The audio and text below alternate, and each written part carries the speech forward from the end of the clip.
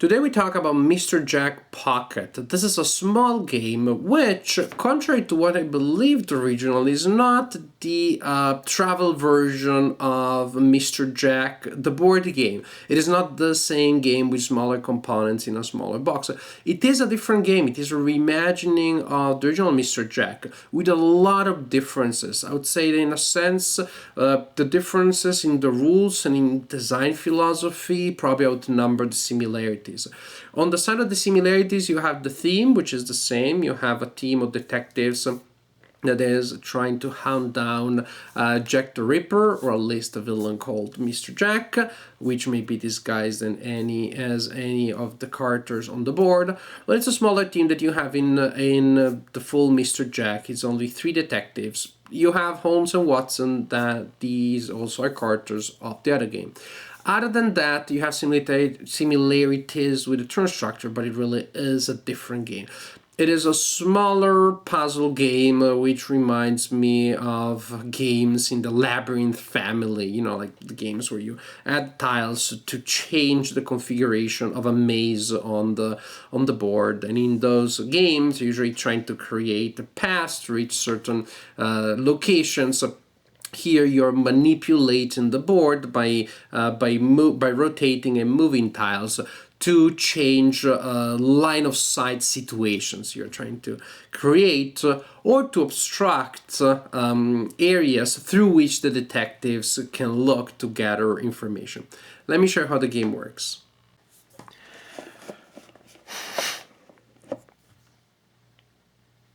In Mr. Jack Pocket, you form the board by placing these 9 tiles on the table in a 3x3 configuration, and you do it randomly when it comes to the position of the tiles and the orientation of the tiles. Each tile corresponds to a suspect, and each tile has a side that you keep up when the suspect is still a suspect. It's still possible that the character is Mr. Jack, and you flip the tile to the other side without changing the orientation when the suspect is exonerated, so suspects will disappear from the board during the game. You have 3 detectives, Sherlock Holmes, Watson, and Toby the Super Dog. I must say that I really like the art for Watson. I think it's much more appropriate and faithful to the original character by Conan Doyle than you have in many other games, including Mr. Jack, in which looks a little bit like the old, silly, bumbling guy that you see in some old movies, but I digress. Back to the game. Then you have 8 tokens that you place in order from token number 1 to token number 8, and they act as a turn track. Then you have 9 alibi cards. I mean 8. Yeah, 9. Not 8. It's in that game that you have 8. It's in Mr. Jack that you have 8. You shuffle the 9 alibi cards at the beginning of the game. Mr. Jack takes one, and that represents who Jack is. So Jack will look at it secretly, but will not reveal it. And then, very important, you have 4 action tokens, coins, whatever. These are 4 action discs with different symbols on them. Symbols indicating actions that the disc make available. At the beginning of each other turn, you simply flip these coins, these discs, like you're tossing a coin, and you look at the... Oh, gee, I can't even do it. And you look at the side on which they land. Suppose that they land on these sides here, then these are the actions that are available this turn. The detective will go on and choose any one of these discs. Then Jack will choose other 2. I'm taking them out in order, but you don't have to. You can choose them in any order. Then the detective will take whatever remaining disc is there. Then, for the following turn, at the beginning of the following turn, you will flip all of the discs, revealing the actions that are now available. And now it is Jack who goes first. The detective goes twice, and then Jack goes once. The turn order and the selection of actions is very similar to what you have in Mr. Jack, but this time is determined by these discs instead of cards. And simply put, when it is your turn, you select disc and you perform the action. If you select this desk here, you will draw an alibi card, and the detective may gain information from that.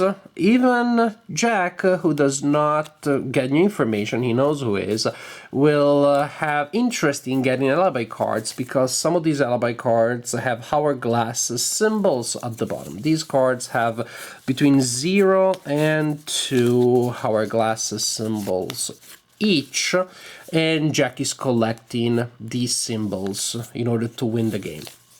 So this is for the alibi card action. Then Toby allows you to move Toby the super dog by 1 or 2 positions clockwise around the board. Then we have this one, which allows you to move any one of the 3 detectives by 1 space. So you can choose the detective, but only 1 space, not 1 or 2. Or you can choose to leave them all where they are. This allows you to switch any 2 tiles on the board without changing the orientation. Sometimes that may cause a little bit of analysis paralysis, because this is a very powerful action that allows you to change things significantly on the board. As for the actions on the other sides, Holmes and Watson allow you to move the corresponding detective clockwise around the board by 1 or 2 spaces. And these 2 actions allow you to rotate any one tile to any new direction. The rules say by 180 degrees or by 90 degrees in all directions. Last time I checked, that means simply in any direction. If you rotate a tile in a turn, you cannot rotate it again the same turn, otherwise people will simply just be using these 2 tiles one against the other to undo what the opponent has done, and that is not that fun. So tiles will move, rotate, things happen, and once all 4 actions have been taken, then you get to the end of the turn, when Jack has to reveal whether he's visible to the detectives or not. And then you simply look at the line of sight that generates from each of the detectives into Whitechapel from the location in which they are, simply going through the allies until you find a wall. For example, Toby right now can see that guy. Watson has a line of sight that can see these 2 people, and Holmes can see this guy. So if this is the situation at the end of the turn and Jack says Jack is not visible, then I know that Jack is not one of the characters that are visible. Then I can remove this guy, this guy, this guy, and this guy. If Jack was not visible, he cannot be one of those. As you can see, as a detective, I narrowed down the number of suspects considerably.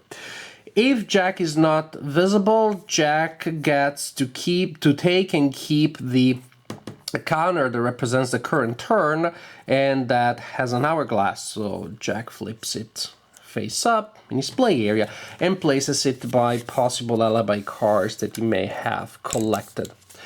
If Jack is visible, the detective gets to keep the token. It's not very important for the detective. It is important because the detective is denying it to Jack, but really it is Jack who wants the hourglass symbols. How does the game end? The game ends if only 1 suspect is left on the board, so only 1 character is visible. Then, regardless of other conditions, the detective has identified Jack, and the detective wins the game. You do not have to actually, quote-unquote, catch Jack in order to win the game as the detective. Jack wins if, before that happens, he manages to collect 6 hourglass symbols coming from tokens and from hourglasses that may be in alibi cards that he has collected, excluding the original one. The card that tells you who Mr. Jack is does not count as a source of hourglass symbols for scoring for victory conditions. If Jack is still around and alive and well and free at the end of turn 8, also he wins the game. So this is a simple 2-player game. On the plus side, it travels very well. It is so small, it really is a great travel game. It can be played over lunch. It is a perfect lunch break game, coffee break game. It has all of the advantages of this type of game. It's a filler, yes, it feels like it's a little bit of a filler. It's a little more than that, a slightly magnified filler. There's more thinking than you have in some fillers out there, but not enough to make it really a fully fleshed, full-sized game. It's good that it's so short actually, because that will allow you to play two games back to back, switching sides, switching roles. So in the first game you're Jack and the opponent is the detectives, and the other way around. Because I found the game to be terrifyingly hard to win as Mr. Jack.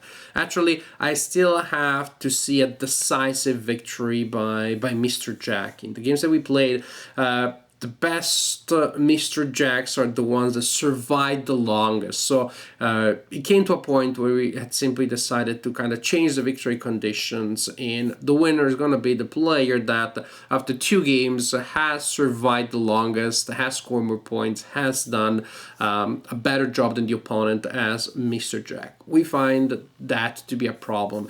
I just don't see the balance. It may be one of those things that Mr. Jack's side simply is the one that takes a lot more work to get used to and to figure out than the other side. It is still a matter of lack of symmetry in the design, because the other player, the detective team, doesn't have such a hard job. The detective team will be able to eliminate a bunch of suspects each turn, and it is really hard for Mr. Jack to make it at the end, until the end, especially when the victory conditions state that you do not need to capture Mr. Jack, you don't need to cite him at the end. You simply need to know who Mr. Jack is. Really tough, but the fact that the game is so short means that by simply changing victory conditions the way we did it, trying to make it into let's see who is the most effective Mr. Jack, that makes the game perfectly playable. We didn't have any problem in any case. And even with the game being so hard, the game is still fun. The point is that to me now it's hard to enjoy the game the way I used originally when I was playing it before I play Mr. Jack, because now I have played the full Mr. Jack, and even though the games are pretty different, it's hard not to compare them mentally, which is unfair, precisely because, as I said, this is a reimagining of the original game.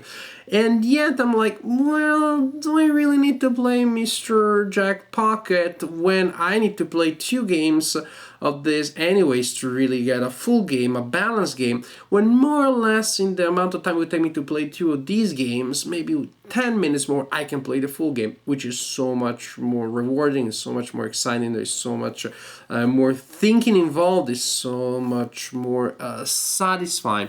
So Mr. Jack Pocket is a perfectly fine small game, pretty fine filler. It has a puzzle quality.